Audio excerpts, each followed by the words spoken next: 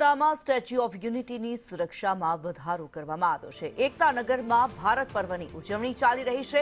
અનેક રાજ્યોના મુખ્યમંત્રી, રાજ્યપાલ મુલાકાત લઈ રહ્યા છે। દિલ્હી બ્લાસ્ટ બાદ સુરક્ષા વ્યવસ્થામાં વધારો કરવામાં આવ્યો છે।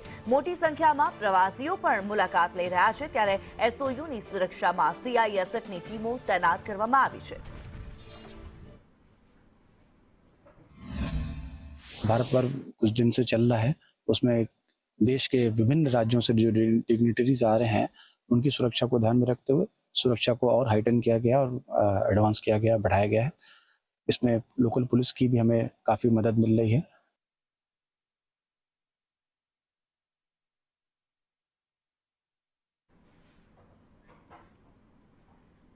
સમાચારોમાં આગળ વાત કરીએ તો ગાંધીનગરના ઇન્કમટેક્સ વિભાગના દરોડા પાડવામાં આવ્યા છે। ગાંધીનગરમાં ભારતીય નેશનલ જનતા દળના સંસ્થાપકને ત્યાં દરોડા પાડવામાં આવ્યા। સંસ્થાપક સંજય ગજેરાના નિવાસ સ્થાન ઓફિસમાં દરોડા પાડવામાં આવ્યા છે।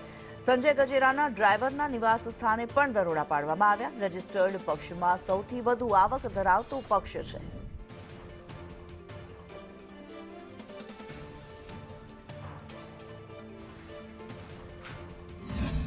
રાજકીય પક્ષોને મળતા ફંડિંગ અને એની આવક સામે આઈટી ગુજરાતની અંદર આજે તાટક્યું છે। ઇન્કમટેક્સ ડિપાર્ટમેન્ટ દ્વારા ગાંધીનગરમાં અલગ અલગ 3 જગ્યાઓ પર સર્ચ ઓપરેશન હાથ ધરવામાં આવ્યું છે, જેમાં ગાંધીનગર સ્થિત ભારતીય નેશનલ જનતા દળની જે સેન્ટ્રલ ઓફિસ આવેલી છે, SV ગજેરા જે એના મુખ્ય સ્થાપક છે, એમની ઓફિસ અને તેમનું નિવાસસ્થાન છે, ત્યાં 3 જગ્યાઓ પર આઈટીની ટીમ છે તે અત્યારે તપાસ કરી રહી છે। ખાસ 2019થી લઈ અને 2024 સુધી અલગ અલગ 5 જેટલા પક્ષો એવા છે કે જેમાં 2316 કરોડ રૂપિયાની આવક થઈ છે। આ ફંડ રૂપે આવતા પૈસા એને બ્લેકના વ્હાઇટ મની કરવાની પણ ક્યાંક પ્રોસેસ છે એ અગાઉ એડીઆરના રિપોર્ટમાં ધ્યાનમાં આવી હતી અને એના પગલે આઈટીએ આ તપાસ શરૂ કરી છે। ગુજરાતમાં પણ આવા જે પક્ષો છે, જે ભારતીય નેશનલ જનતા દળ 957 કરોડની જે ફંડ છે આવક સ્વરૂપે બતાવવામાં આવ્યું છે અને એ ક્યાંથી આવ્યું, કોણે આપ્યું અને એનો ખર્ચ શું છે એ બાબતની અંદર પણ આ આઈટી છે એ તપાસ કરે છે।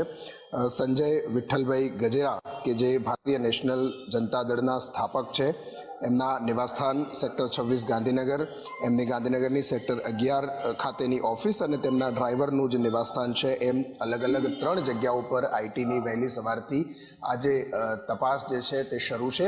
ખાસ જે ફંડિંગની બાબતમાં છે કે રાજકીય પક્ષોને ફંડિંગ આવે છે તો ક્યાંથી આવે છે, કયા પ્રકારે આવે છે અને એની સામે એનો ખર્ચો શું છે, આ પ્રકારની જે તપાસ છે એ રાજકીય પક્ષોની ઓફિસો અને તેમના સ્થાપકો સામે ગાંધીનગરમાં આજે સવારથી શરૂ કરવામાં આવી છે। કેમેરામેન જયવીરસિંહ સાથે હિરેન રાવલ, સંદેશ ન્યૂઝ, ગાંધીનગર।